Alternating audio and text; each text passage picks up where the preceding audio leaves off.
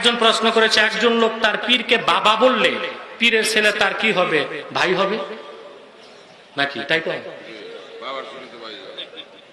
পীরকে বাবা বলছে তো বাবার ছেলে কি হবে? না আরো কিছু হবে? সবচেয়ে ভালো কথা, পীরকে বাবা বলবেন না, শায়েখ বলবেন। শায়েখ কি বলবেন?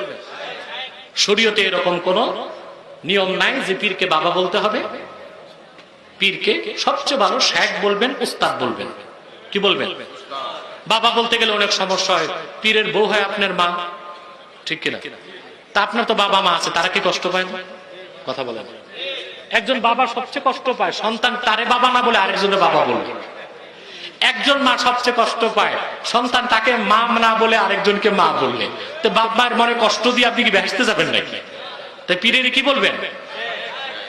শায়েখ, উস্তাদ বা চাচা বা খালু, কিন্তু বাবা না বললে আমার মনে হয় ভালো। জায়েজ তো আছে অনেক কিছু।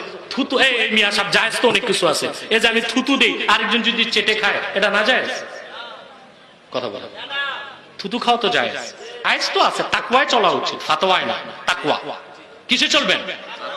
ফাতাওয়ার চেয়ে বেশি ভালো কোনটা? তাকওয়া। এখানে এক মৌলবী বলেছে, যারা নবীজি সাল্লাল্লাহু আলাইহি ওয়াসাল্লামকে হাজের নাজের মনে করবে তারা ফাসেক। এই লোকটাই বিতর্ক